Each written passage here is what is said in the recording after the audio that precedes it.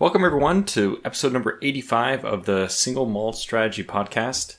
I am your trusty co-host, that's right, Tortuga Power, to the main co-host, the historical gamer, Matt. How are you doing, Matt? I think usually when you do the intro on a podcast, you're the host, and I'm the co-host. That's fine. I want people to know that this is, I'm a derivative. You're the main product. I don't know how I feel about being the main product, but an interesting episode. It's the 85 episode, which means it's the 85 Bears episode, which is both sad as a Packers fan, but also funny as a Packers fan, because they've been effectively useless for the last, what is it now, 40 years? Almost the 40th anniversary of that famous season. So I don't know. I don't have anything else to say. I just figured 85 Bears, I should bring it up. Yeah, I mean, for those who don't get the reference, that was what, the year that the Packers beat the Bears, or what? No, the only year the Chicago Bears have ever won a Super Bowl. So, you know, it's something that Bears fans like to talk about, or at least they used to like to talk about it all the time. But it was kind of like, this was a long time ago to still be living in past glories. It'd be like if Uncle Rico and Napoleon Dynamite. Oh my God, I'm dating myself. It's good. Yes. No, I like this reference. For like 1 year. Look, I want our other individual to be able to laugh along with these jokes. I'm sure he is. These are damn funny. And I know that Mr. This is a weird intro. I know that Mr. Finnish Jager is just besides himself in laughter, but he is politely waiting to be introduced before he laughs with us. So I bet his head is rolling all over the floor laughing. Oh my gosh. Well, Mr. Finnish, welcome to the podcast. Thanks for joining us again. Hey, thank you for having me on. I just realized that, THG, he's also the historical sports fan, so he provides us with all this quite dated sports history. You love your sports too. It's just you're into hockey, so you're kind of alone there. It's funny because I love hockey, right? And I love Formula One as well, but I also don't care about the history of those sports. I just care about the present and the future. He is the historical gamer, which I think that's not just historical, like, history games. It's, maybe historical sports games.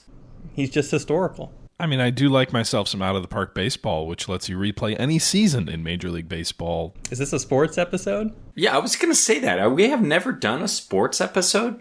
We did a management episode, True. Which we did talk about sports, right? Like, because I know you talked about East Side hockey management, and I talked about out-of-the-park baseball. Yeah, that's true. I don't know if it was strictly speaking a sports episode, though. Yeah, but you're right. We covered some of the idea I had was, cover those management type games. So have we ever talked about Motorsports Manager? Because you guys love to play the hell out of that. I'm pretty sure we have. Yeah, and I think the management episode. All right, so we kind of did a sports adjacent podcast. Okay, good. Well, let's pivot now into the present tense and tell us what THG have you been playing lately? I've been playing your favorite and most anticipated game of 2024, Ultimate General American Revolution. Wow. By the folks at Game Labs. Been playing quite a bit of it. I think I ended up streaming like 23 hours of it in like 4 or 5 days, just consecutively on Twitch. I was having a lot of fun doing it. The audience was having a lot of fun watching it seemed like. And so I just kept playing it until, frankly, I ended up getting sick. I had some stuff I had to deal with, and it's been a few days since I've gotten back to it. About to go out on vacation for a week, so it'll probably have a bit of a break before I'm live on Twitch again, but I've been enjoying it, and I won't pretend, Tortuga, I know you've kind of had some, is disdain the right word for that game? No. First of all, I also want to say that for people interested in your very popular series, it's on YouTube, and people seem to be enjoying it just as much there. So people, if you haven't heard of this game and you're interested in checking it out, that's probably the number one place I would look, is THG's channel for the series. But yeah, I mean, I just have reservations about Game Labs now, and I think that just basically Ultimate Admiral Dreadnought's poisoned the well for me. I'm leery about everything. But go ahead. Why don't you just tell what makes this game different? Probably we need to at least refer to the stuff about the strategy map. But yeah, so before, you liked Ultimate General Civil War, right? I did, yeah. And okay. Gettysburg. And I also liked Age of Sail. Okay. You did like Age of Sail. Okay. Yeah. What about you, Finnish? Did you play either of those? No, I did not. Okay.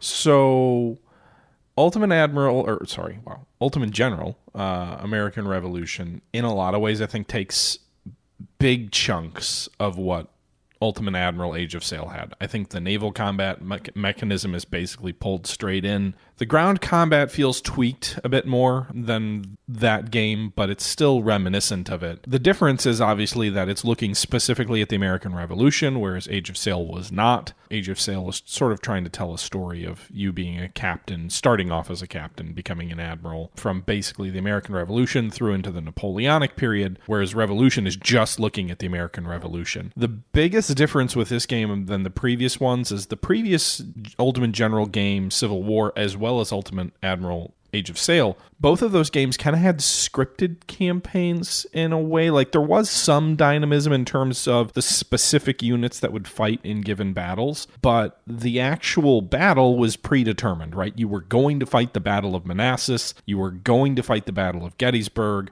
After Gettysburg, I think it was the Wilderness, or maybe it was Chickamauga, but like you had a linear route of these are the battles you're going to fight all in the exact same order, no matter what. There were some optional battles that you could choose to fight or not, but it was always going to be this line of battles that you had to kind of progress through. And while the order of battle of your own forces could change based on sort of the army management system that you had between battles, the actual battlefield and largely the opponent that you were facing was going to be the same every time. So it did kind of limit replayability. And can I just jump in about just a very brief comment? I think that the way that Civil War approached the strategy stuff, that had the one real negative that the more successful you were, the more opponents you faced. So I know that for game mechanics, you need to keep the player from snowballing into a very easy victory, but it just felt so unsatisfying that if you did well, the enemy, like completely contrary to real life reasoning, would be even stronger. Yeah, no, that's a good call out. I know that was something that some folks were frustrated with. It didn't bother me as much, but yes, that is true. The enemy scaled to meet you.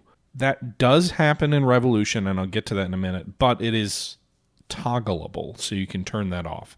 Ultimate American Revolution, Ultimate General American Revolution, its big difference in this series is that for the first time in any of these games, they've introduced what I would call a scripted dynamic campaign, if that isn't an oxymoron. You have essentially, you start off, and right now they only have the American campaign, so just caveat, it is in early access. But right now they only have the American campaign.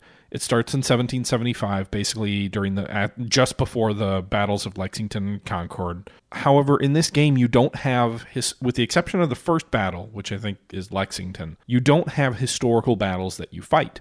There's like a skirmish mode where maybe you can do a little bit of that, but the campaign is unlike all of the previous battles. You're not fighting the Battle of Bunker Hill. You're not fighting the Battle of, Monmouth Courthouse or whatever that battle was, or Brandywine Creek, Trenton, Princeton. You're not fighting those specific battles. What you are doing is you're getting put on a strategic map. You manage an army. You move the army around on the strategic map, and when you collide with an enemy army, you fight a battle on a tactical map. And so in that sense, it's kind of ish, Total War-ish. There's not a lot of other games to compare it to that do things like that, but you get to move things around on a strategic map, and you get to fight. And you also get to manage the provinces and the cities. You get to build like recruitment houses, barracks, town halls to increase loyalty, printing presses to increase, loyalty through like propaganda. You can build things that help the economy, like merchant stalls or docks that can improve the merchant traffic that you get. You can build things like fur traders' houses that increase the production of fur, which can be sold. So like there is an economic element. I won't say it's like as deep as Total War, because the whole economy is just fueling the armies, right? It's all about building your upkeep for your armies. It's not about like, I want to make America, a prosperous country. It's really about just supporting the armies that you have in the field. That being said, it is like that is a whole new element of being able to move those armies around and fighting on the strategic map. I think we could do a whole episode on this eventually. So maybe when the British campaign comes out, if Tortuga, you want to take a look at it, and maybe that it's worth an episode. So I don't want to spend 20 minutes just on this game, but I would say I've been enjoying it a lot. I think it has some drawbacks.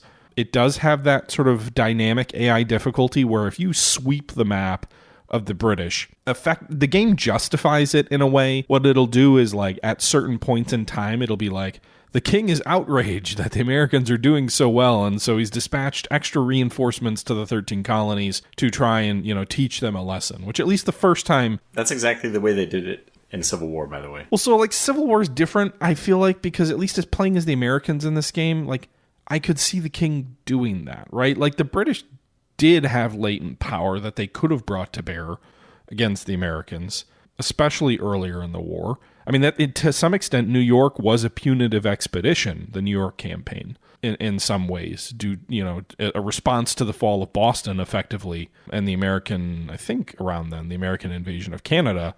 The British put together this huge armada, and I think it was like 20,000 troops who, like, basically came out of the blue and just completely mollywopped Washington and the Americans around New York. So, like, in some sense, that is what happened.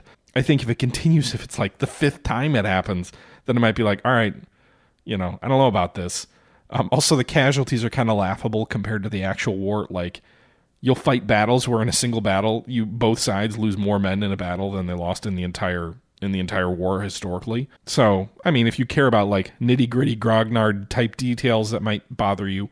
Also, in terms of that dynamic difficulty, it is a toggle in the settings. So if you don't want to play that when you create your campaign, you can turn that off. So there's that. But yeah, overall, I'm enjoying it. I think, it's not, I say it's a scripted dynamic campaign in the sense of, like, the game starts just in New England, basically, with the Boston campaign. At a set time, the campaign expands to go into the New York, like, Hudson Valley campaign up toward Ticonderoga into Canada. At another set date, the map expands to support the New York campaign. A following year, it expands to support the Philadelphia campaign. So it doesn't start with the full 13 colonies, like, fully open up. It's dynamic within the areas that are unlocked, and there are trigger dates to unlock the campaign further, which I think helps ease you into the game, but also might feel a little weird, for a game like this. They did something like that in Civil War with some of the battles. Like, I remember Shiloh kind of worked that way. But overall, I'm enjoying myself. I do have some caveats. I do have some reservations. I think the battles get a little bit repetitive. I don't know that the tactical engagements are as interesting as some of the Civil War engagements. And you keep fighting a lot of them, so that might become a problem once I've played it more than once. But to this point, I'm really enjoying myself. And again, I think we should do an episode on it once it's a little bit further along. Certainly not flawless, but it is a good... I've been enjoying myself. I guess that's where I'll leave it. Yeah, I mean, I feel like we've already covered the topic at this point. I guess my point is I'd like to talk to you once you had a chance to play with it and get your perspective. And also, I think we could dig more into the positives and negatives of how it works, right? Like, that's sort of a 10,000-foot overview, but I think there's more to say about the game. And I'm certainly curious to see how they will handle the British campaign when that is in. I know that's the next major update, is they'll be introducing a British campaign, which I think will have to play vastly different than the way that the American campaign works. So it'll be interesting to see how that works. Also, it has naval combat too, and I would imagine that'll be more relevant for the British because they're always picking off my supply ships in the game, but I really don't do much with the Navy because I'm the 13 colonies. I don't have much of a Navy or extra money to support a Navy. Well, time to build the legend of the USS Enterprise, baby. Or, just ask the French to loan some ships. Yeah, I mean, so the French are in the game. At least so far I haven't really seen them, but I believe they do show up on the map. There's native tribes that show up on the map and fight. You can raise mercenaries as the British, or you will be able to, because the British do deploy Hessians against you. I think it's deeper than I've touched the surface, and I think the British campaign will probably bring in a lot more interesting mechanics that I haven't had the ability to really play around with yet. So I definitely think it's deeper than what I've shared so far, but I do have reservations. Nonetheless, I've been enjoying myself with it so far, playing quite a bit of it. Any other games you've been playing lately besides the, feature topic? If I have time, like I said, I'm about to go on vacation. I would like to play Strategic Command World War II War in the Pacific because that comes out on the 25th, and we're recording this on the night of the 23rd. So it's better not to tell people that. They don't need to know how long the turnaround is. Anyway, I haven't played it yet. By the time you listen to this, the game will be out. But I would like to take a look at the newest Strategic Command game, which is coming out shortly. I'm not very hopeful about that, by the way, because I just feel like this has already been my problem with the Strategic Command and what was the previous one, War Plan, You just can't do huge turn-based combat in an I go, you go system for like Pacific Theater. It can't work. It cannot work. But we'll see. And I agree completely. I mean, I think we had an episode where we talked about the challenges of naval combat in the Pacific, and also where we talked about the challenge of an I go, you go system for naval combat. What I will say is Strategic Command American Civil War, I think, had a better representation of the river combat in the Civil War than any other game I have played. It understood how rivers influence the overall campaigns in a way that I've never seen any other game do it. That being said, the land combat was not at all like it was very weird. It had the best representation probably of river combat and maybe the strategic side of naval combat or naval strategy of any game I've played of the American Civil War. Probably had the worst representation of land combat, which, was kind of the main thing, if you will, of the American Civil War. The reason why they got the naval for the Civil War right is because you can actually do it in an I go, you go system if there's only one person moving their navy. True, but I also think they understood the influence of rivers and why they mattered. Like their zone of control mechanic and the importance of forts and breaking that up and the ability of basically rivers to act as highways into the south. I think they really got that in a way that I have never seen another game do. I still think the I go, you go system is a handicap, even in that kind of a system, but it was less of a handicap than it will probably be in a Pacific War game. Because to your point, I think, as we already said, I don't think Pacific War games can do I go, you go very well. Yeah, right. So I would say that the same way that Strategic Command Civil War suffered because they brought their shoehorned, beautiful system from World War I over for the Civil War, American Civil War, of course. That disconnect is the same kind of disconnect and failure I suspect that we'll see trying to transition whatever naval system they have right now to anything. Yeah, I can't imagine a scenario where it's successful, but I am prepared to be impressed and for someone to prove me wrong. It's just that I've thought about this topic a lot. I think Finnish and I together, collectively, have thought about it a lot, and we cannot foresee any way for I go, you go to work in a theater which is supposed to be about reconnaissance and reacting, to just have a force statically there and you go and attack it. It doesn't make any sense. The only pushback I will say is I think the China theater could be interesting.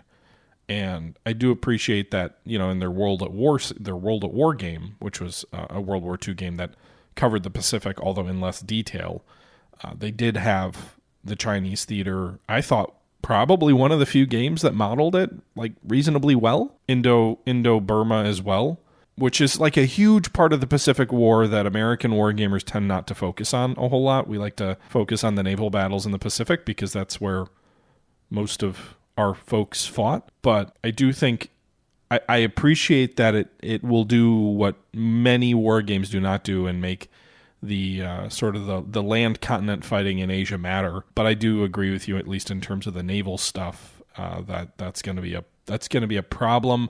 And I also question how well they'll be able to how interesting is it going to be in a game of this scale and size? Like, are they going to give islands enough depth to make, the scale of the units involved in this game is usually so large. I don't know that there's any islands that are big enough to, I don't know. I'm looking at some of the screenshots here and it does look like there's some larger amphibious landings on not huge islands, and the islands look bigger. I don't know if those are like breakout scenarios where it's just looking at one campaign like in the Marianas, because I don't think the scale of their game works for a lot of the Pacific stuff. But I probably should talk about it after I've played it. Yeah, and let's I think we should go back and cover it, when it comes out or whatever. All right, well that's all I've been up to. Well, other than the topic, but we'll get to that. Yeah, okay. So, Mr. Finnish, if I may call you that, would you like to chime in on any games you've been playing? Yeah, I'll just mention 3 games that I've played. Well, 2.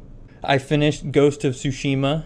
It was ported over to PC, so I played through that. What is that, by the way? Red Dead Redemption in Japan? Yeah, you could call it that. I thought it was more Assassin's Creed in Japan, but Far Cry, Assassin's Creed kind of mechanics. There's some stealth mechanics, your sword combat mechanics, but your main character's on Tsushima, the island, and you're fighting off the Mongol invasion. And does Admiral Tojo make an appearance, or? Yeah, no Japanese Navy people. So you're kind of just going through the story. It's an open world game, but the story and everything, all the side quests are pretty linear. I would say that the comparison when I first played it was going to be for Red Dead Redemption 2. I would say Red Dead Redemption 2 is just so polished and the world seems so believable and you can interact with so many things that if you're comparing Red Dead with Ghost of Tsushima, you're going to kind of be disappointed because Ghost of Tsushima does not have kind of the world that you interact with and all the people that you interact with like Red Dead. But besides that, you don't really make that comparison. Once you kind of play the game, I really love the sword fighting. I love the stealth mechanics. So I love the setting. The world looked beautiful. So overall, I have no complaints about the game. I thought it was really great. So highly recommend playing that. And then the other game that I'll mention is I played the demo for Scramble.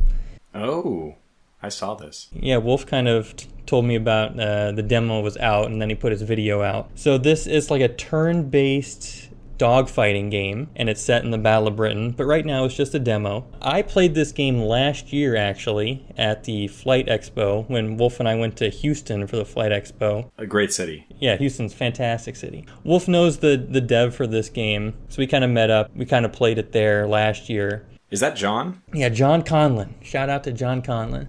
I was actually talking to somebody else who also interacted with him.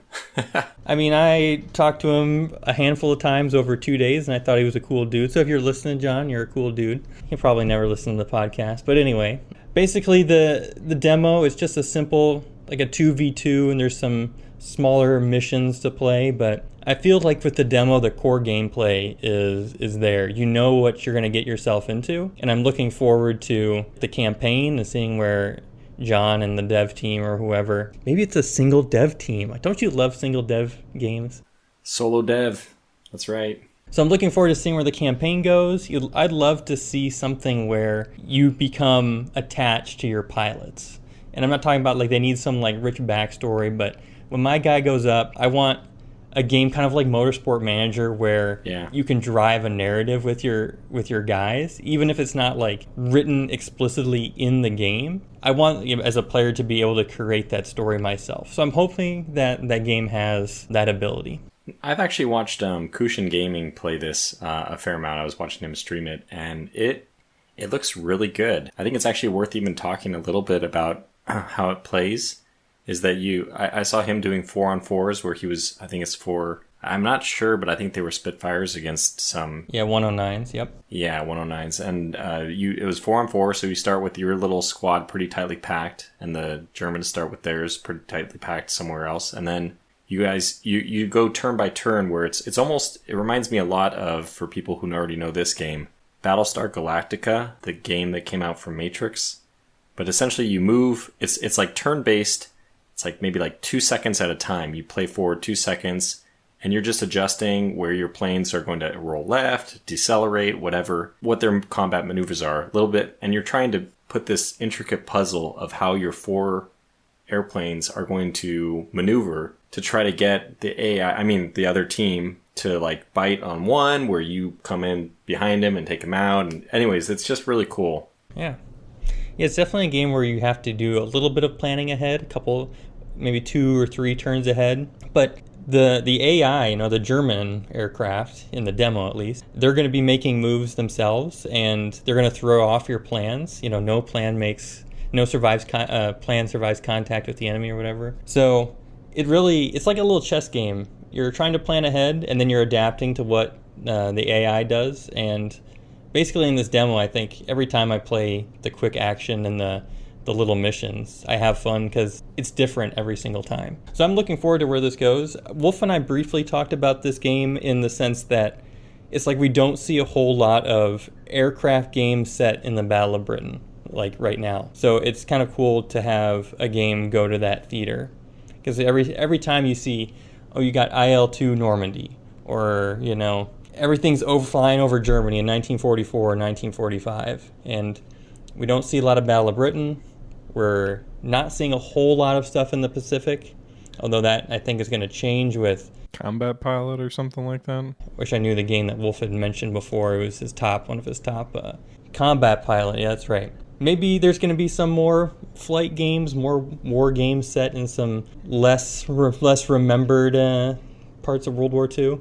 So, for what it's worth, I actually did play the demo a little bit too. I thought it was very well done for what was there. My only concern is that it, like, compared to some other demos, it felt a little bit light on the content. Over their 4 or 5 battles, they all kind of felt very similar. I just want to know what, like, the actual gameplay is going to look like. Not the combat, because that seemed very well done. But, like, what are the scenarios going to look like, or what's the campaign going to look like? Because you really didn't get a flavor for that. I'd like to treat this game like an XCOM. I mean, I hope that it ends up being something like that, where you have a campaign or, you know, something on the outside. But the guts of this game is going to be getting in and doing dogfighting. So at least we see that the engine under the hood for whatever it's just like Rule of Waves too, where you have your strategic map, you have your tactical map, you know, just like Total War. We see that the tactical map is good. It's engaging. I also have questions. What are they going to do? I don't even know what they're going to be doing. How is the strategic mode going to work? I don't know. Did either of you play Check Your Six? No, I don't think so. Does not sound familiar. It was another Slytherin game. It came out, I don't know how long ago now, maybe 5 years ago. It felt like this game was that, if it was done better. I guess is what I would say. Is like, Check Your Six felt much more hex-based in the sky. This, even though it's turn-based, doesn't feel really like that. This feels fluid. This feels like planes are moving in time and you have to manage your throttle and other things like that. And Check Your Six had that to some extent, but it was Check Your Six, again, I guess the way that I would describe it is it felt very hex-based in a way that this does not. This feels like TAC view. It feels like you're manipulating TAC view in real time. I mean, like turn-based, but it's extremely detailed. I mean, it's essentially, I feel like it was inspired by TAC view. You're essentially in like a TAC view type setup. Yeah. For those of you who don't know, TAC view is it's usually like the after action report engine for flight sims. Yeah, so I just sent you guys a screenshot of Check Your Six, but basically it was like very hex-based. It did have elevation, it did have managing your throttle, it did have a lot of these things, but it just didn't feel as good as this one does in combat. What I will say is I hope it is the modern version of Octung Spitfire. I don't know if any of you guys ever played that, but that was a 1997 game. Looked at basically France through the Battle of Britain and I think to 43, but it basically was like you basically ran a squadron. So you had everything you guys were talking about, where it's like you had different crew members that you grew attached to, they became aces, they died, things like that.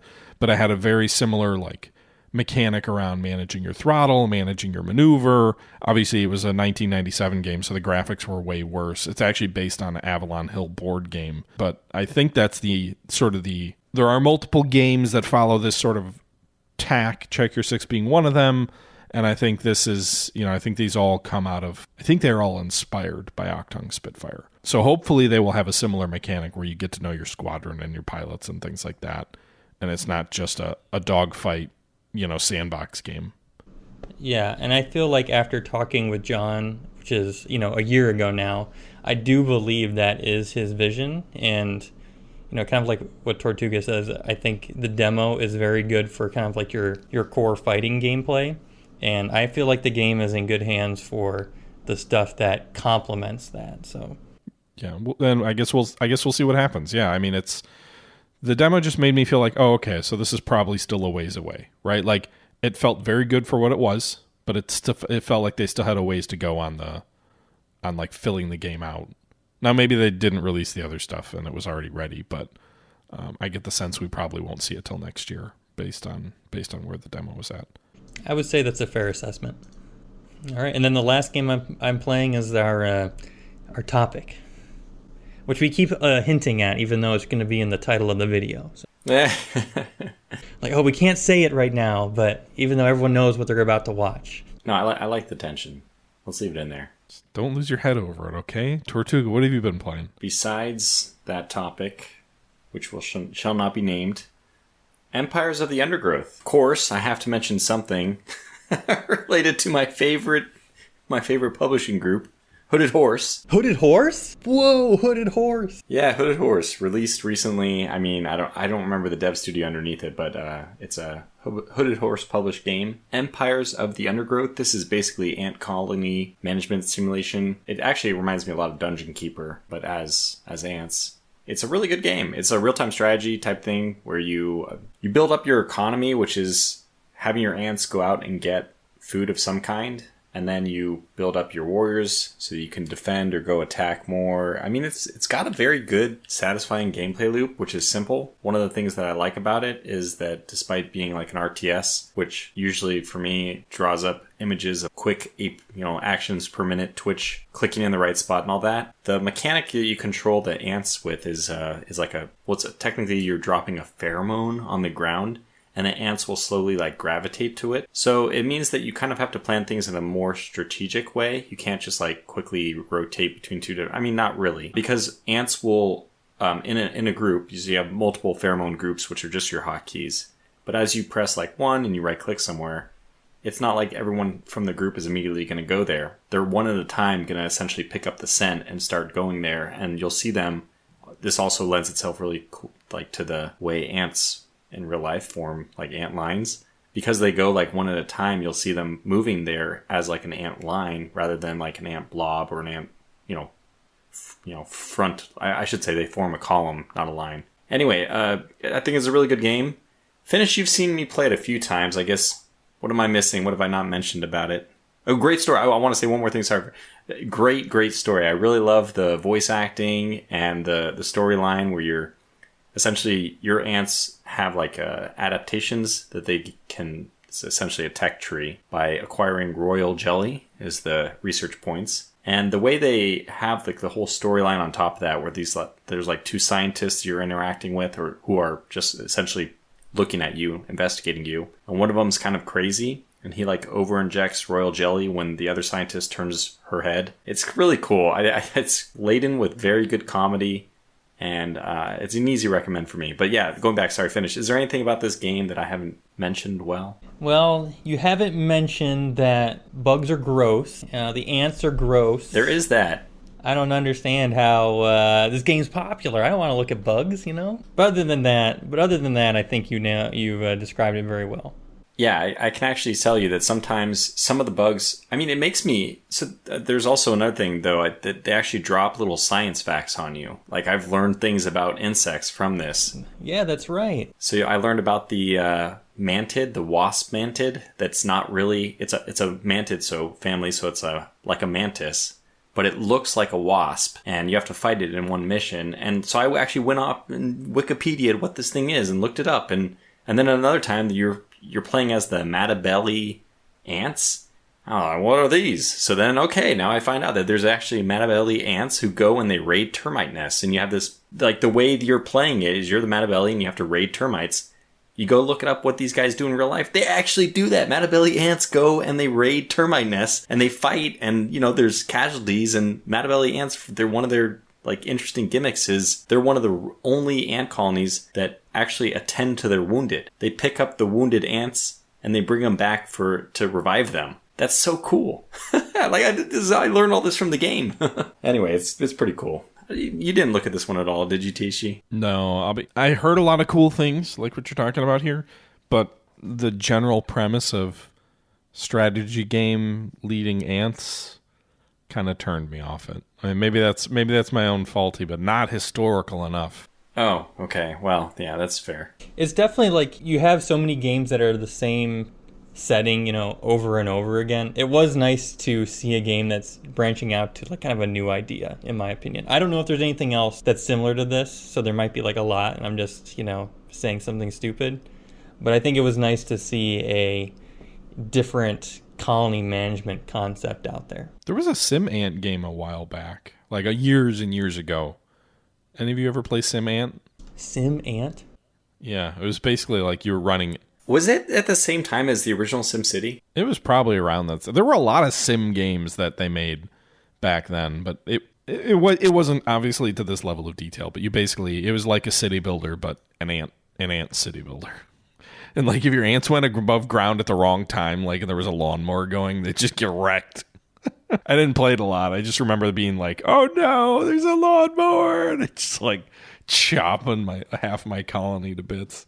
What I would say is that for a person who labels himself the historical gamer, there's nothing more historical than the evolution of ants. This is history. I mean, you look at insects. This is greater than us. This is the history of the world we're looking at. That's what the historical gamer needs to look at. I did like the movie Ants back in the day. You know, the cheap knockoff competitor to A Bug's Life. But Oh, yeah. That story had some lore. They fought the wasps or something, and then the termites. They fought the termites. They had some epic military scenes. Wait, were they Matabelli? But the wasps, they were like their overlords, and they demanded their tribute. There was like an economic, political system. No, that was A Bug's Life. That was A Bug's Life? Yeah, I think that was A Bug's Life. I remember in Ants, though, they were like marching off to war, and it was very like, you know, very martial, and they had like the kind of ants that fly, like flying overhead. It was pretty epic. All right, well, that's one of my other games. The other one I want to mention is, we didn't mention this, but we kind of maybe don't want to. Kerbal Space Program 2 canceled. It's been deleted. Really? Yep, it's been the dev studio has been liquidated. Well, the dev studio's been liquidated, but have they said that someone else won't be? Because the publisher liquidated them, right? Have they said they're not going to do any further development on KSP2 with like a new team or a new? I have to go back and check, but this is what I'm led to believe. So, you know, grain of salt and all that. But what I understood from reading other articles was that the publisher has like liquidated the dev team, and they have not acquired anybody else to pick up. But they also did not say, however, the articles I've read have all said like this is really like two-faced. They said, oh, we're going to continue to support it. Apparently the main person said something along those lines like 2 days before they actually liquidated the dev studio. And it's like, come on, that's you can't say you're going to support it at the same time you fire your dev team. Well, according to the AI overview that Google now provides in Google searches, which I'm sure is very accurate and never wrong. Sponsored by Google. In May 2024, Take-Two Interactive closed Intercept Games, the Washington-based studio that was developing the early access flight sim game Space Program 2, KSP2. Take-Two had previously established an unnamed studio under private division to continue development of the game, bringing some employees in from Star Theory. However, Bloomberg reported that Take-Two has also considered acquiring Star Theory before deciding to set up a new studio and hiring some other developers. So it didn't really give me an answer other than it seems unclear of whether there will be another team that I have a real hard time believing they're going to cut bait on KSP2 entirely. I've got to think there will be some effort to salvage that. Are you kidding me? This game is can't be salvaged, man. It's like, you really think they? Well, I'm worried about how much actually exists of the game. You know, they promised so much and then only gave it's garbage. Just like the most basic bare bones space stuff. So it's a travesty. The whole thing has been just awful. And you know what? Like when the dev team was cut, there was like this kind of like, oh man, look at these evil Take-Two. You know what? No, for once, I'm kind of on the Take-Two side. If your dev team underperforms this horribly, I don't have any sympathy for that team. I'm sorry. They have produced an absolute turd, and I can't say it's any one of the individual contributors' faults. I doubt it. I mean, who knows? But I imagine that this was project mismanagement of like almost of Star Citizen type levels. It seems just ridiculous. That kind of. So did you guys follow the Sims competitor that was canceled, the Paradox game or Paradox published game? They weren't making it, but yeah, I didn't follow it, closely, but I was interested in what it would look like. I was potentially interested in playing it. I saw a lot of people who were really interested in playing it. You know, it's hard because The Sims has so much DLC out there. It's kind of in a CK2 situation where like folks who are invested in it will probably not switch because there's literally like $2,000 plus of DLC over the last multiple decade or decade plus of development for The Sims 4. But I do know a number of people have been kind of fed up with the way that The Sims has treated players, the direction of the franchise. There were a lot of people I know who were, you know, people who are not, well, I guess it's not really a strategy game, but like people I don't usually swim in the same circles with who have all like reached out to me proactively and been like, damn, this sucks. You know, coworkers who I never talk about games with have reached out about it. And I'm like, I didn't even know you were following this. But apparently there's a fair bit of frustration from folks out there. I saw there was a big like post by one of the devs on the team because they canceled the game and then the studio, which was a subsidiary of Paradox, was all laid off because it was their only game. And like one of them was like, we were 2 weeks away from early access. We were doing everything we should have. This game was ready to go into early access. And I'm kind of thinking to myself, well, maybe, I don't know. Like I'm not in a position to say you're wrong, but I will say they did delay early access once and then they canceled it. So obviously Paradox didn't think the game was ready for people to be asked to pay for it. I can't imagine, it'd be weird for you to invest all that time and money in a game, and if you really felt like this was gonna have a chance, I mean, the time to cut bait would have been 2 years ago, right? Like, games take a long time to make. You already made all the investment in the game. Why the hell wouldn't you try and get paid off? Especially Paradox, a company which is, they're like a AA studio. They can't afford to take multi-$100 million game losses. They was it Lumineers they launched and then wrote off like last year or earlier this year that did poorly and was like a $200 million write-off. This was a $200 million write-off. They can't really afford a lot of games to fail like this. They're not an EA. So I gotta think they've already made all the major investments outside of maybe advertising spend, and you can scale that back if you don't really believe in it and still get something back for the game. So the fact that they canceled it, they must have really not thought it was in a good position to be even remotely successful if they weren't letting folks kick it out the door 2 weeks from launch. Yeah, I think it's a weird situation. I wonder if people know any specific details. Like you said, it's like they can't afford to make those kinds of constant cuts to future releases. I don't know. I just have a hard time believing it was that close and then they cut bait. But I don't know. I was listening to another podcast that Rob Zachney was kind of talking about it, and I think he had some interesting insight into, like, Paradox is in this weird spot of being kind of in the middle in an industry that doesn't really have a whole lot of companies in the middle anymore. A lot of those mid-sized companies went out of business, and Paradox kind of grew into being a mid-sized company because of the success of their development studio, and then I guess City Skyline 1, certainly not 2. And now they're in this place where they probably can't really afford to compete with AAA games, but the games aren't cheap to make. So, like, it's kind of like once you go beyond the slightly upscaled indie type of a game, when you try and start competing with games like The Sims, the development cost on that is so astronomical. Can a studio of their size really afford to do that? And it seems like they don't believe they can, because they keep having these, they canceled Lumineers very shortly after it was released as well, acknowledging that it was going to fail. Kind of feels like they go halfway there and then chicken out a little bit. And maybe they can't afford to play in the space they want to play in. Like, are they trying to run a major league ball club on a minor league budget? Are they the Oakland Athletics of game development? I don't know, but it is interesting to see how they try to do things, but then don't feel like they're able to fully commit to them. I would love to learn more about what's going on there, but well, let me bring this. Let me bring it back to the original thing, which about KSP2. And so the reason why I brought that up is because my last game is Juno New Origins, and the reason I found this is because with KSP2's loss, whatever. I mean, this basically, you go to Steam right now and it's got extremely negative reviews. People are not optimistic about. They don't believe that there's anything that can come out of the game if it currently is not done. And also, there's no longer the dev team that was working on it on the product. It's kind of like, this is a ship that's dead without an engine in the middle of the ocean. It's not going to make it to a good port. It's toast. I was watching. You couldn't make a space analogy? You're going with ocean analogies for a space game? Okay. Yeah, well, this game, the cool thing is Juno, I think KSP1 with mods can do pretty much anything. And I'm not going to say that this game is better than Kerbal Space Program, the original, because that, especially with the 2 DLC, and then especially if you're into modding, I played mostly vanilla, but I mean, with the 2 DLC, Kerbal Space Program, the original, is already a fantastic game. But I'd like to see the competition. I'd like to see another competitor in the ring. So I really wanted to throw my money at Juno New Origins, and I did. And I have been very, very satisfied with it. It's a little bit different than KSP, but it's basically the same from a general concept. You're going to build up parts the same way. I mean, everything's a little bit different. They have their own style. Some things I enjoy more than KSP about that, some things less.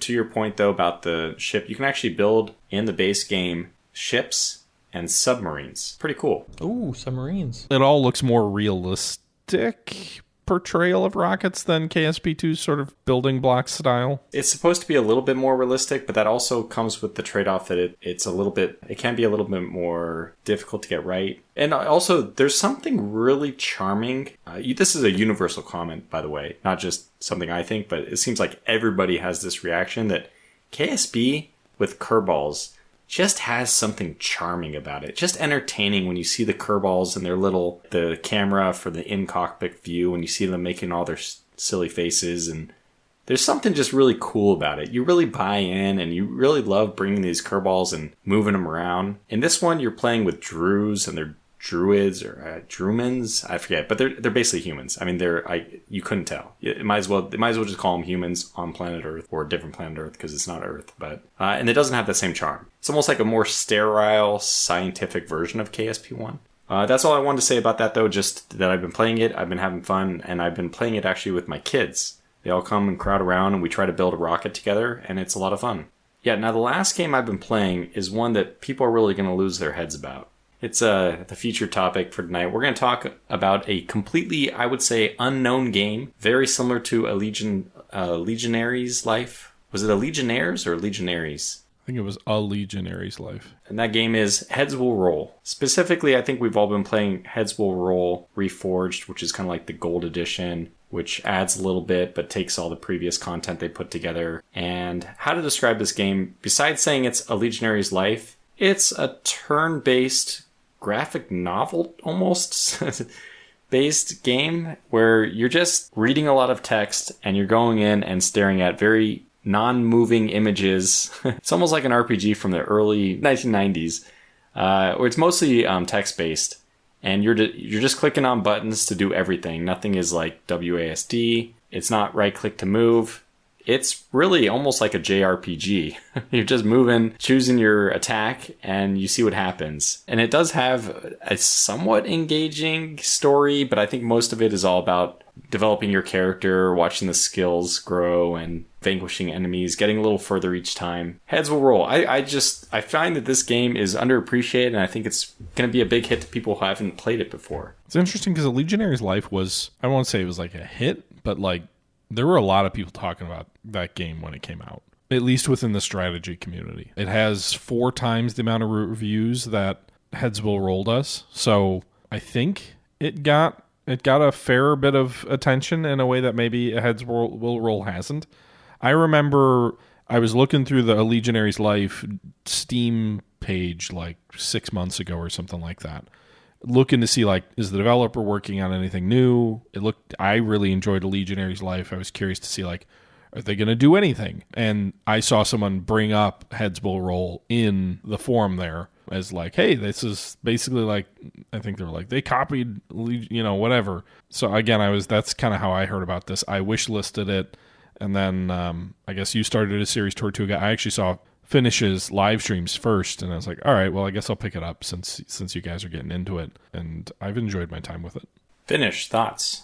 I do like the game. I think my favorite thing now is spending your points at the start of each run and just seeing what you can spend your points on and what kind of items to buy. I think I'm kind of getting a little burnt out on the repetitive nature of the first 3.5, 4 chapters of the game, because at this point, you just steamroll everything. As far as I am in the game with my level, how many points I have to spend at the start of the game, I just walk around and I like flick some guy on the head and he dies because my strength is so high, But I like the variety of items, the variety of weapons, the variety of armor to equip. I think the story's fine. I think I remember seeing someone in your Discord say that a lot of the events in this game are just completely ahistorical. So I never really verified that. I didn't even know what year the 100 Years' War was. I didn't know what time period of European history that was. I would have believed anything someone told me. It took place over about 100 years, and it was between France and Britain. Mm-hmm. Although I think Burgundy got involved, which is... I don't know where Burgundy is, besides... I think it's in modern-day France. I don't really know, but... I know it's on the color wall of the paint section in Home Depot. Well, it's interesting. So you mentioned, like, hey, I like to buy the stuff at the beginning of the game. We should probably talk about the progression and how... Yeah, so how does it play, right? Like, so the game starts... You are a peasant, I guess, who's been drafted into the English army to fight in France during a new campaign of the 100 Years' War. And the way this works is like the first time you play, you are absolutely dog shit. You have no points to spend on anything. So your character has different attributes, right? It's strength, agility, is coordination one, endurance, vitality. Basically, these different traits that influence like agility. How good are you at dodging the enemy attacks? Strength. How strong are you in attacking them? What kind of damage do you do? What kind of weapons can you wield? Certain weapons have certain, requirements and things like that. So you go in with like no skills, no traits, no nothing. You just go in dog shit. And I want to quickly say, I think the first game that I played was like one of the farthest I got in like the first 10 games that I played for some reason. For me too. Starting with nothing, I was like, wow, I'm getting so far. And then the other games, I'm like, I'm just dying to these people I've already seen before. What's happening? It made me feel like when you go to Vegas in a slot machine and the first roll, it's like, wow, I won $20. And then for the next 5 minutes, it's like, you didn't win another cent for the next, Exactly. But yeah, so you go in, you're terrible. And you fight, and you probably die. But then when you die, if you play on the hardest difficulty, and I think this is only true if you play on the hardest difficulty, right? You get points based on how well you do, which then level your character up so that the next time you start with some points. And then those pre-game points build every single time you play a new game. So it incents you to play a lot because you will get better and better and better. But to your point, like the story doesn't change. I suppose some of the interactions can change depending on the decisions you make. And, there's certain things that I didn't really uncover until I had played it a couple of times. So there's a little bit of like replayability because you won't always uncover every possible activity. And the combat is a little bit varied. You don't fight the same soldier every single time either. There's different types of soldiers that you might fight. But generally speaking, like that story you were talking, Tortuga, a lot of text, that doesn't change. So if you've got to play 10, 20 times to get a good start, really, like to have an actually decent character at the start where you're OP enough so that you're confident you can get a little ways into the game, by that point, you're probably not so interested in the early game story because you've already read it 10 times. And now you're just blitzing through it. No, first of all, you're not even gonna read the story a second time. You're gonna hold control to like skip through everything, and like the story in this game is mediocre at best to begin with. It is definitely not what drives me to play this game. It's the ladies. Oh my gosh, we'll get to that. But it's got a very cool roguelike setup, right? Where you go in, you die, and then you start, and because of what you should be playing on, there's 4 difficulties, but the last one is the one you should play on. Allows progression. It's really a roguelike thing where you're leveling up run to run. And as you die, every run that you die, you get some points that are added to your global profile. And then the next time you go and start a game, you have a few extra points that you can pick up a few extra traits, buy maybe a new item. And that should allow you to, obviously there's a lot of randomness in this game, so maybe not, but it should allow you to get a little further. So you push on a little bit further, and every time, this is why Finnish was probably getting bored with the beginning, is because every time you start over, you're still doing the beginning. Even though you blow through the story, you can't blow through the fights that quickly, because you're still somewhat vulnerable. Even if you aren't vulnerable, you still have to click the button multiple times. This is not, the interface to this game is, nobody would call it advanced. It's just very, I don't know how to describe it. But it's not bad. I wouldn't say it's bad or anything like that. Yeah, but it does require a lot of clicking. Think about it from this perspective. Let's say that you go to the brothel, and oh boy, here we go. But let's say you go to the brothel, you click a button, yep, and then you pick up a disease. Then you go and you click on a button to go to the physician. Mm-hmm. Then you click on the button of the disease you have. And you go down and you click another button to heal it. And that's what this game is. It's just a series of like clicking buttons all over the place. The way I've described it, you're not missing anything. There's no graphics.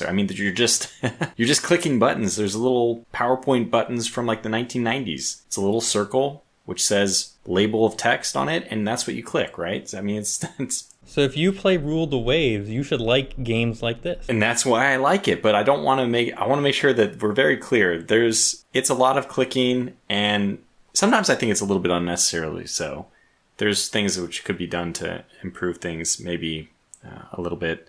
But yeah, it's good enough. I'm playing it a lot. I played it a ton, in fact. But one thing I want to mention, sorry, for the roguelike section, is that all the characters, both enemy and ally, are going to have different equipment every single time. So I do like that there is that kind of variation and there's different challenges. Even if you're playing through multiple times, you get to certain parts and you're like, oh, what do these people have this time? Like, oh, now this guy has a different weapon that's more dangerous than last time or something like that. Or you're like, oh, this guy is easier than I played through before. So I think that does keep the game interesting even after playing through it several times as you're trying to get back to the later game with your advanced character. But that's the interesting thing, isn't it? It's the slow progression is what really draws me back to the game. It's what gets me to, I think about, okay, I died here and maybe I can make this little tweak. I can use this different weapon. And it's this run-to-run progression that really, it makes you feel like you're getting better at the game. And that's very satisfying. You also slowly nitpick away at new story. You know, usually actually what happens, just as you kind of mentioned with your first character getting far and then the other one's not, you kind of like go in jumps. Like I feel like the characters will get like 30%, 25%, 30%. And then next one gets like 60% of the way through the game. It's like, whoa! Like, you know, some characters just get lucky or whatever. And I don't know, it's just, you go big chunks.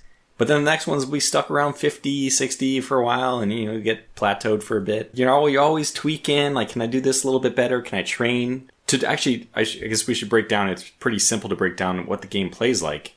You spend time first in a camp, and that's the time where you're training up your skills. You're, like, choosing whether or not you want to train strength, agility, endurance, coordination, or vitality. Those are the 5 stats.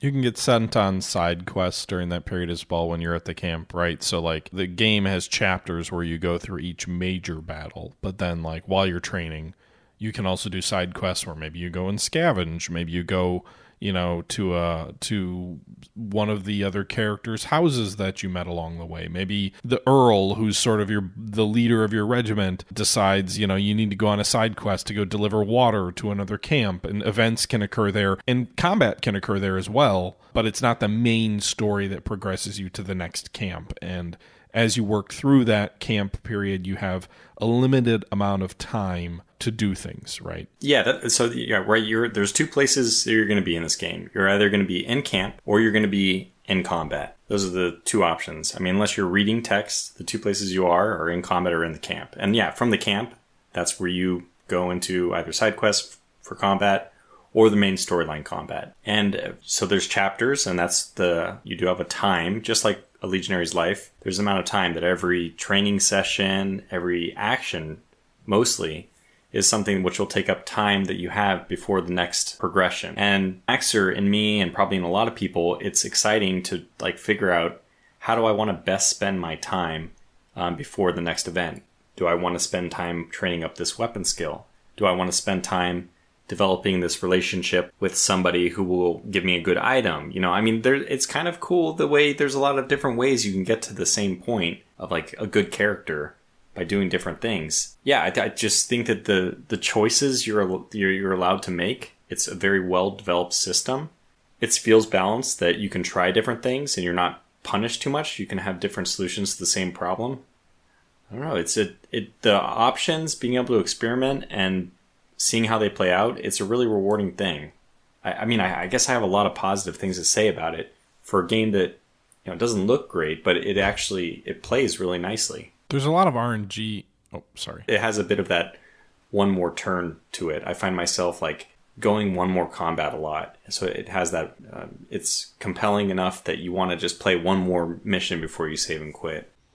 One of the things I like about the way the game portrays combat to you, and this is something a Legionary's life also explicitly said, but like when the game starts, it explicitly tells you, hey, don't be a hero. You're going to die. And sometimes that's bad advice once you're leveled up enough. But I like games that are like, hey, you know the guys you see in the movies who are heroic?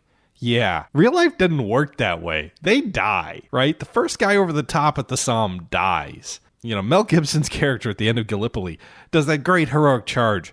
Then he gets mowed down by a machine gun. So, like, I like that the game portrays it that way. And it's kind of true, especially early in the game where it's like, you'll get decisions in combat. You know, you'll fight through one round of combat, and then there'll be a decision that'll come up. It'll be like, and I'm only spoiling one tiny little bit in the first chapter, but basically like, hey, the prince is cut off.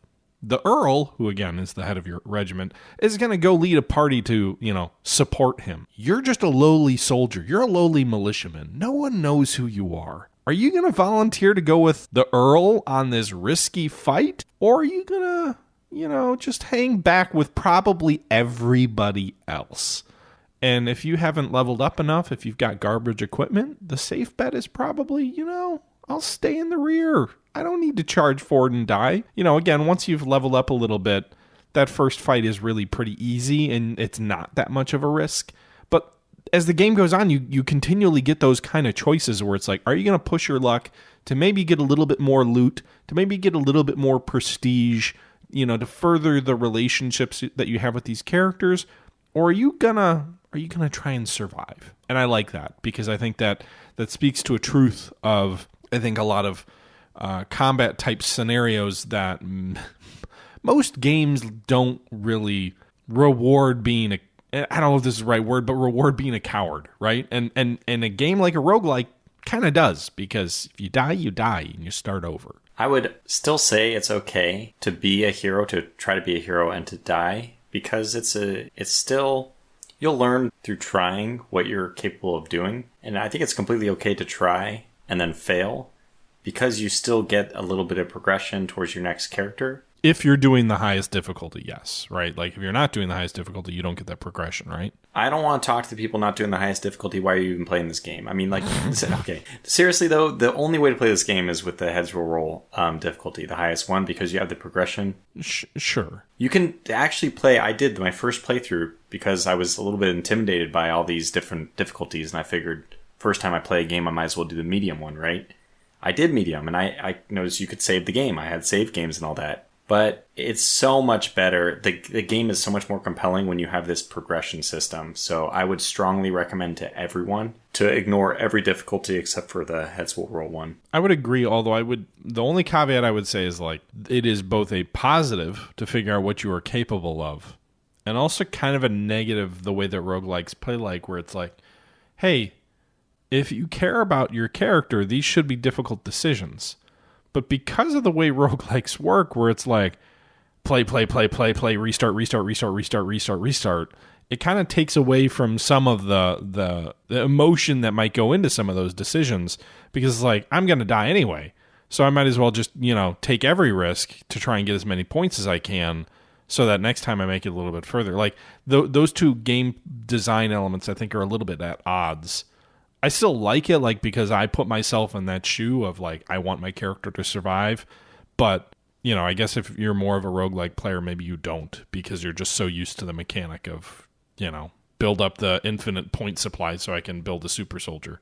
You don't have to play it go for broke every time. I think eventually you'll learn more or less what your character at what particular point is, what they're capable of. And I think that part of the reason why I don't mind pushing and dying is because I am the same as, I think Finnish said this, one of my favorite things to do in the game is to spend my newly earned points on a new character.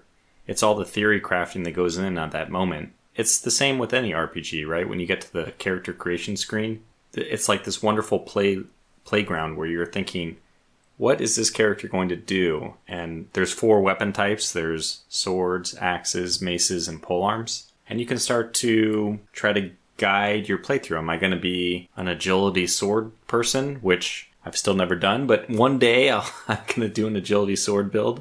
Or I'm going to be a polearm build. How do I want to build this guy a little bit differently?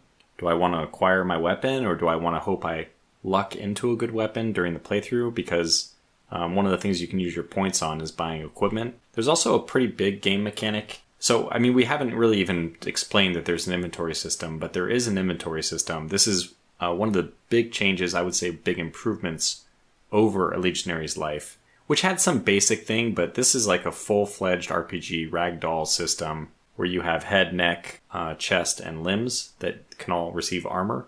And for limbs, it's both arms and legs. So you have different armor pieces you can fit into the ragdoll. You choose your sword. You choose whether it's one-handed or two-handed. If it's one-handed, you can also equip a shield.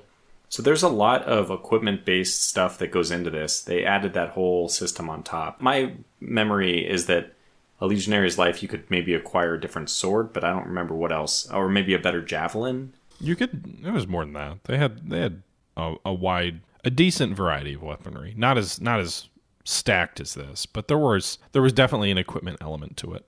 Okay. Yeah, I think that it's much more fleshed out than it was in the Legionary's Life. That's the impression I got, having played a lot of both of these in a good way. And there's also one thing that I think Finnish can probably talk a little about too, is the trinkets. You're given 3 trinket slots, and these, I mean, this is probably the biggest impact. Maybe not, but at least it feels like it's the biggest impact on how your run is going to be guided, is what trinkets you choose to equip.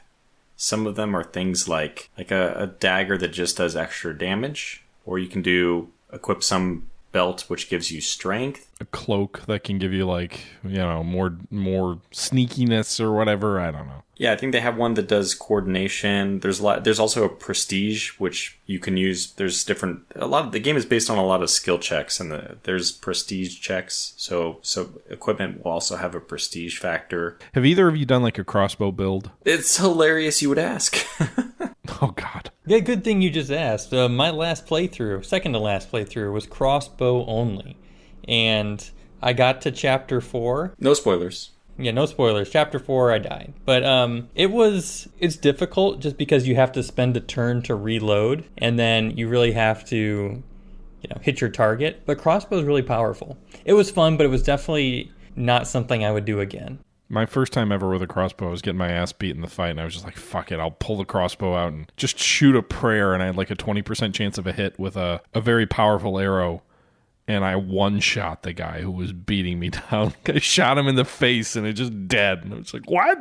That was awesome. But yeah. Yeah, those are the cool moments. Yeah, I'm definitely a axe, and maybe now, a pole arm? I think those are my 2 favorites. I've been doing the Tortuga, where I've been like, and this is probably really inefficient in a game like this, especially once you level up a little bit, but where I've been crafting stuff, like I'll buy the raw materials, craft it, and then I will sell it at a profit. What? That's not the Tortuga. Yes. Just a businessman doing business. I don't play that way at all, though. That's so funny. I feel like that is so your min-maxing style. Like, whoa, if I got these 2 leather pieces that I buy for 6 and 6, and I can turn around and sell them at 15, that's a profit of 3, and I'm going to go ahead and do this. I feel like that's a waste of time. Well, that's true. Problem is that your biggest resource in this game is time. Everything if you're gaining 3 coins, what is the value of that 3 coins in terms of lost opportunity to train up your strength? Well, in the first chapter, I feel like I don't really have that much time that I don't know. Well, the first chapter, you might have... Well, man, I think there's always something you can be using your time on, and this is still a naive comment, despite... I think I've played this game...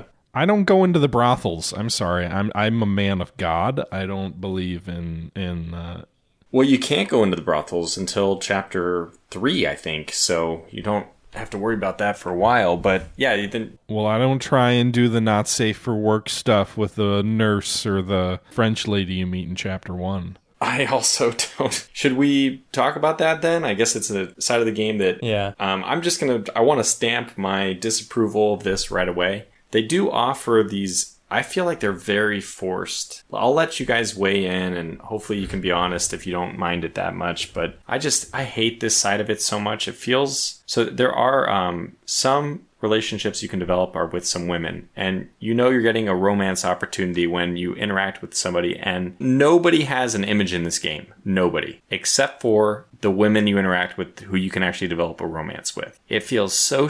The Earl does. The Earl has an image. Okay, yeah, true. Earl and the... Can you romance the Earl?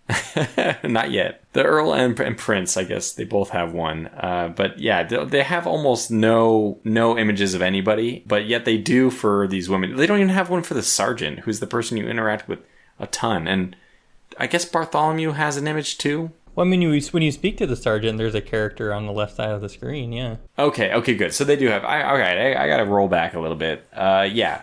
They do have images, but you talk with a few ladies, and they have images, and essentially you can earn relationship points with these females. With the ultimate possible goal of romancing them, and they give you provocative images.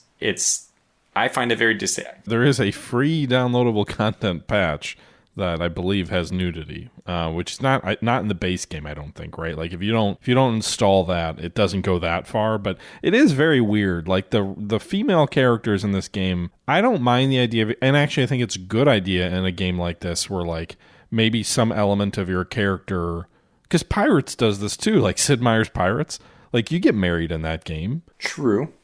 So like I don't mind that element, and I think for like a medieval aspiring knight, like that feels like something that could be worked into the game. But the way they do it in this game is very ham-fisted. It doesn't feel like it's in at all like in fitting with the tone of the rest of the game. It feels like it was just sort of added for reasons. I feel like it was added. Maybe trying to appeal to the adult visual novel crowd on Steam. I don't know, but no, 1,000%. Yeah, that's exactly. I mean, I even saw some forum posts. This is secondhand, obviously. This is now third hand because it's secondhand. But I saw forum posts where they were commenting that this part of the game was added specifically to appeal to the visual novel, like basically to add some sex appeal to the game to make it a little bit more marketable. And that's the way it feels in the game too. It feels that way, even if it's not true. There might be a legitimate reason why it was added, or maybe... And the characters are just... There's nothing interesting about them except for maybe Eva.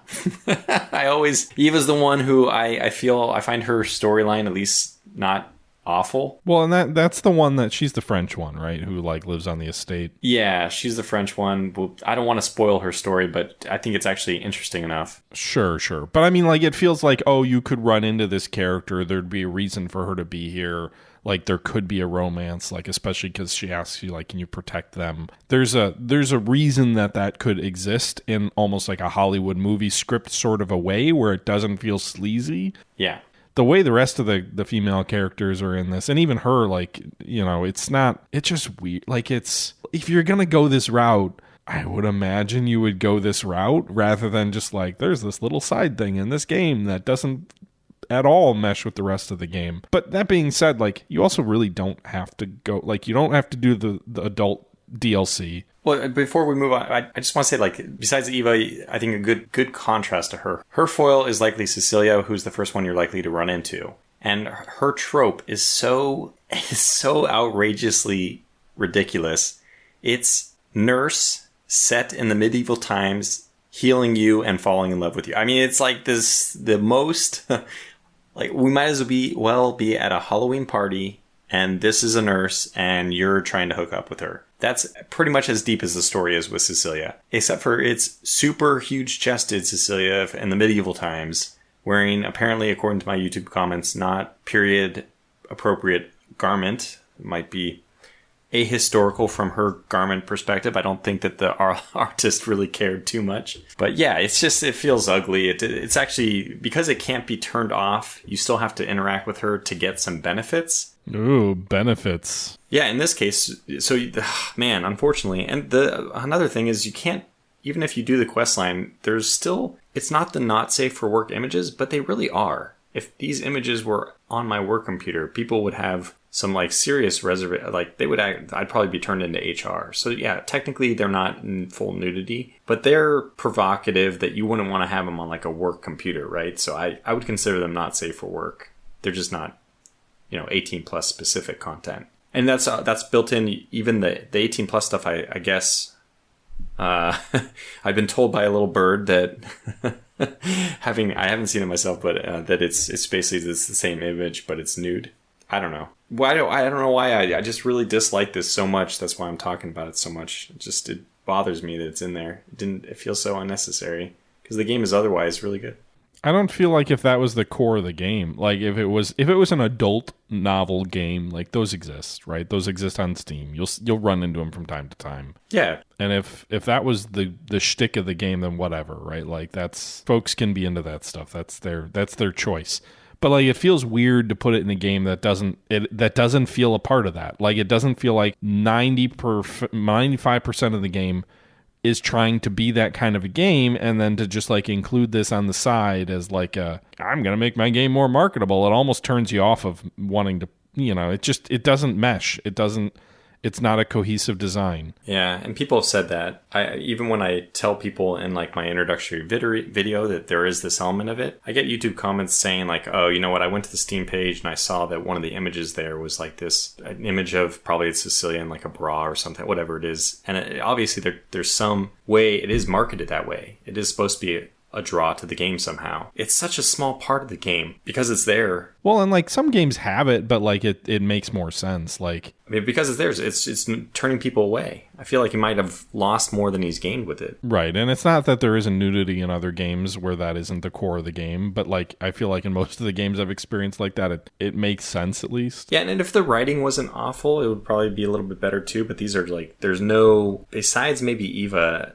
Okay, there are some other characters that have some like bizarre storylines, but hey, speaking of storylines, moving on from this because we probably beat this to death. Finish. I didn't even get my opinion on this topic, but okay. He really likes it. I'll keep it short and simple. I guess my opinion is I don't really care too much about it. I do feel like it's out of place. I wish that they would have focused, dev time or art time on any other part of the game except for that. I think if you buy this game hoping for interesting 18 plus images, you're going to be very disappointed because I looked at them, 2 of them at least of the 7, and it's like nothing special really. Well, and that's kind of where my head was at. Was like, if you're buying that hoping for that, you'd be disappointed. If you're buying that and you're upset that it's in there in this game, then you're also disappointed. So it's kind of like, well said. Everyone's losing, so yeah, well said. Yeah, that's what I meant by like that's my core issue. Is it doesn't feel like it meshes with the design. It feels like they added it and it doesn't add anything for it to be there. And if you were trying to make a game that is catering to that audience, I don't think they'd be happy either. It just feels like a really weird decision. But I did want to ask you, Finish, and I don't want to spoil anything. Like, so this game starts off as a historical themed game. Like, you're crossing the channel, you're going into these campaigns, you're fighting these, and whatever, the history may not be super great. Mm-hmm. Does it get, because I haven't gotten as far as you, does it do like the TV series thing of once you get a little ways into the game, it loses the plot, and now suddenly it turns into a fantasy thing?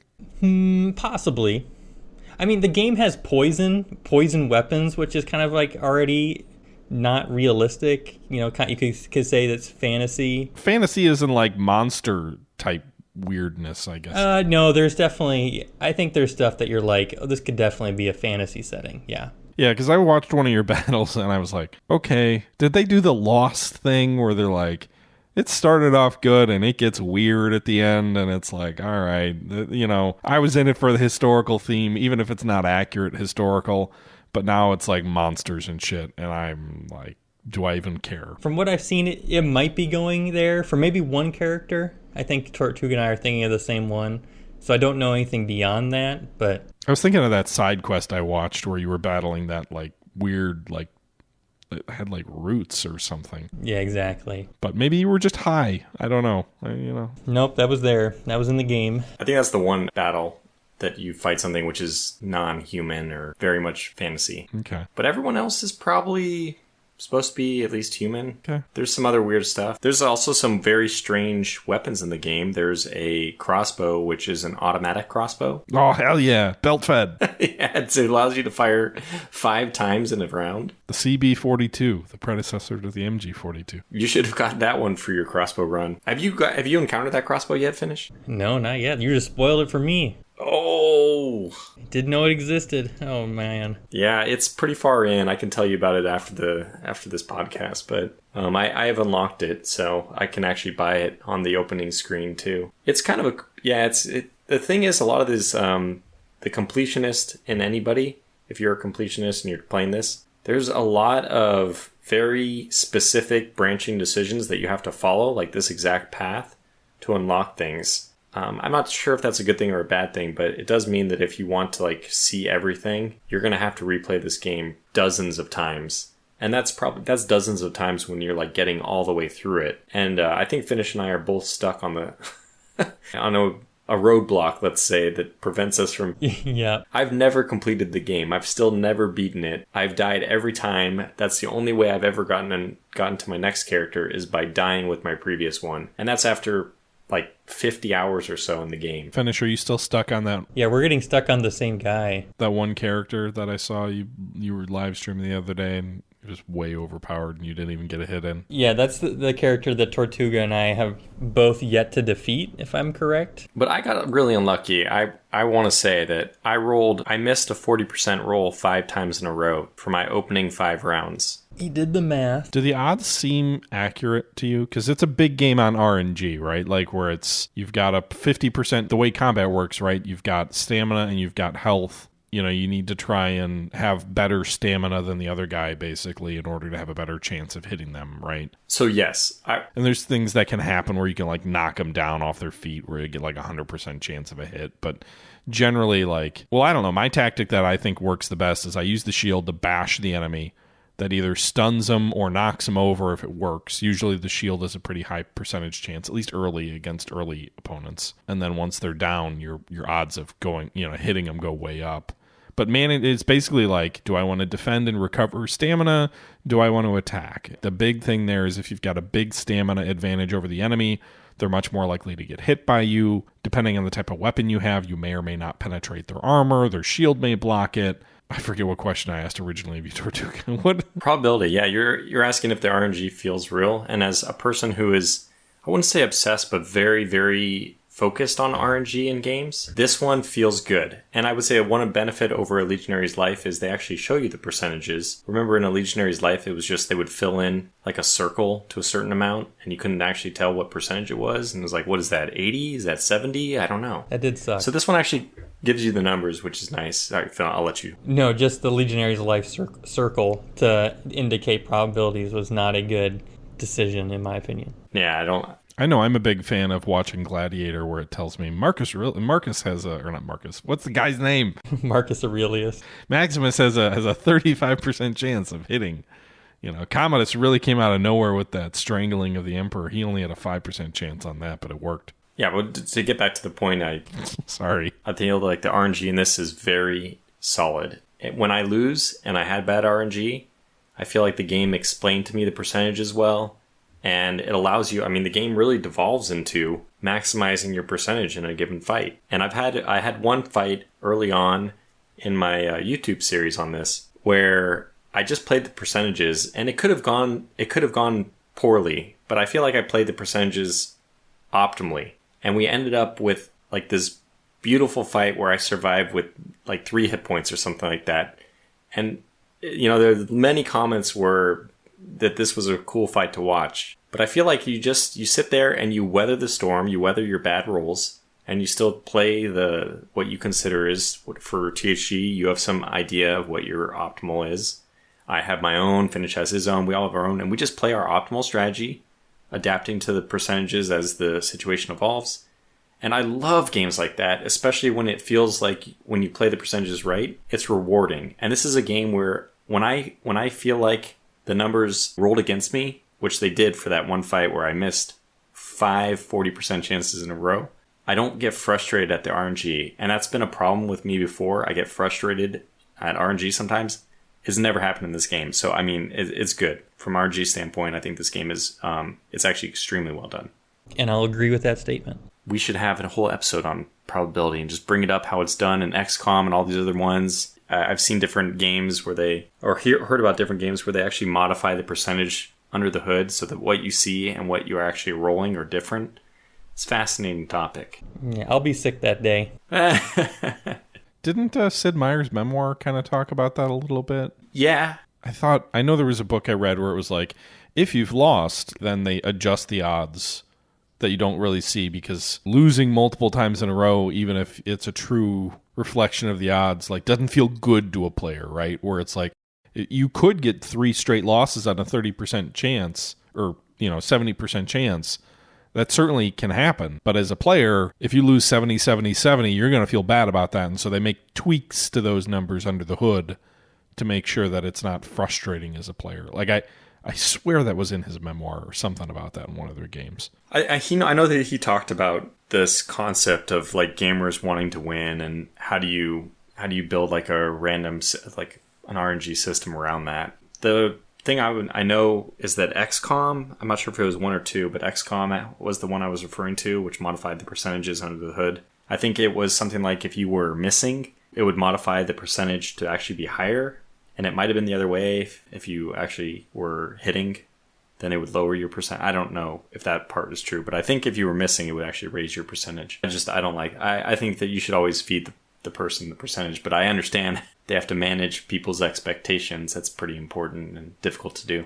It's interesting about changing the rules of what you present to the player versus what they get. I've seen very different games, but I've seen a lot of folks believe like EA Sports games will do that. Like if you're playing on the highest difficulty and you're just crushing an opponent, it'll be like, well, that ball bounced funny right into the opponent's hand. Like weird things start happening to get the AI back into the game to make it like competitive again when you're playing on the higher difficulties. Well, full circle, that takes us right back to America, like Ultimate General Civil War and whatever, where they like hear, oh, look at this. They're suddenly the Confederates are spawning more troops in your area because you've been so successful.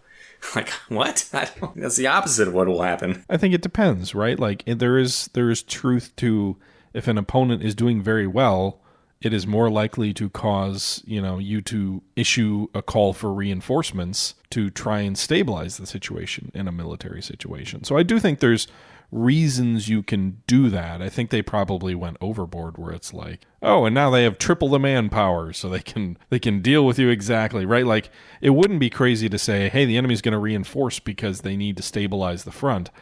It doesn't mean that all of a sudden all their losses are made null and void. It's scenario specific, right? So like in the Civil War, if you're playing as the Union and you're winning against the Confederates, I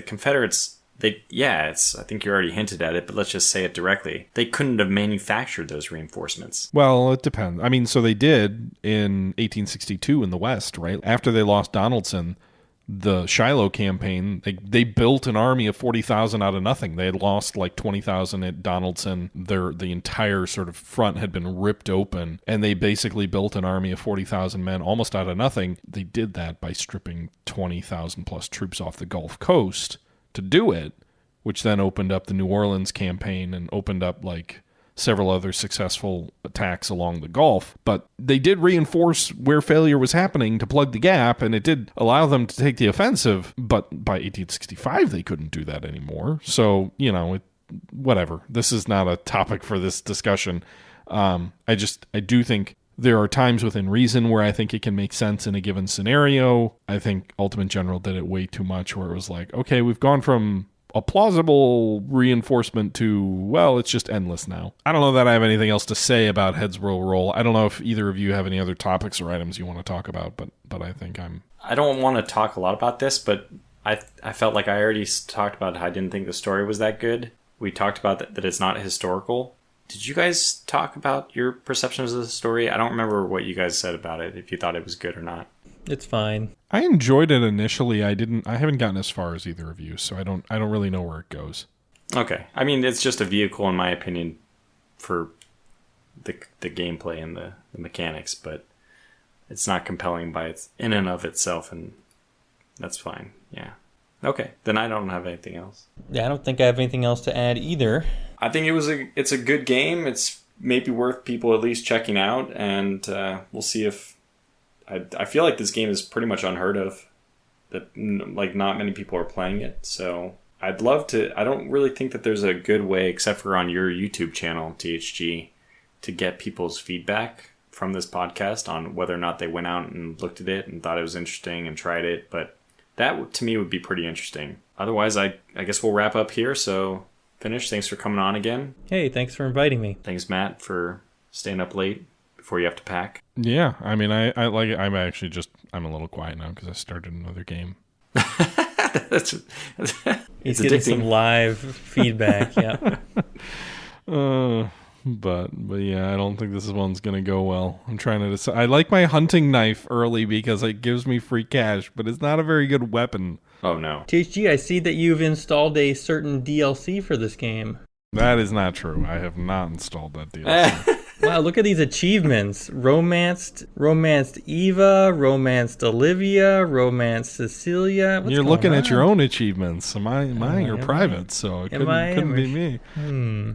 But anyway, yeah, thank you again for running this one, Tortuga, for kind of getting me to look at it, because again, it had been sitting in my wish list for a while, and you and Finnish both playing it kind of prompted me to take a look. I think it's it's a game that's worth, for if you're interested in roguelikes, you're interested in kind of historical themes and those kind of things, I think it's an interesting game to look at. I'm going on vacation. I'm bringing a book on the 100 Years of War.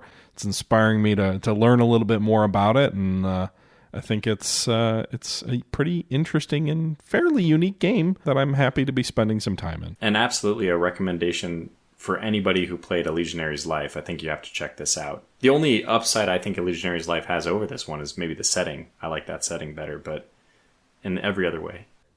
I do think the story is a little better, like the narrative of like setting the stage. It has a couple of scenes where it feels a little bit more evocative than any other writing in this, but yeah, obviously this is, I think this game, I get the sense that this game also, that Heads Will Roll, has a lot more content to it than A Legionary's Life. A Legionary's Life had like 4 chapters, I think it was 4 or 5. I don't think it went that deep into into the game. This one, I don't know how many chapters it has, but it sure seems like you guys are playing it a lot more than I think any playthrough on A Legionary's Life would have lasted. I think, thank you guys for tuning in to yet another episode of the Single Malt Strategy podcast. I hope you guys enjoy this. If you are listening on Apple, please feel free to leave a rating. I think that helps us, or so I've been told, or any other platform where you may be listening to this. But without, I don't have anything else to say, guys. So thanks again for tuning in. Thanks for all the support. And until next time, this is The Historical Gamer. You can call me Matt. For Tortuga and Finnish, we're out. Gather round, it's time to play where history takes the stage. Single Malt Strategy, legends write a new page. Tortuga Powers inside with wisdom, old and wise. The historical gamer's guide to where the adventure lies. Finnish Jager's courage in the dark medieval fight. Heads will roll in the moonlit night. In the realm of knights and lore, we venture bold. Single Malt Strategy, the stories unfold. Tortuga Power's guide with tales so bright. Finnish Jager stride in the medieval night. Heads will roll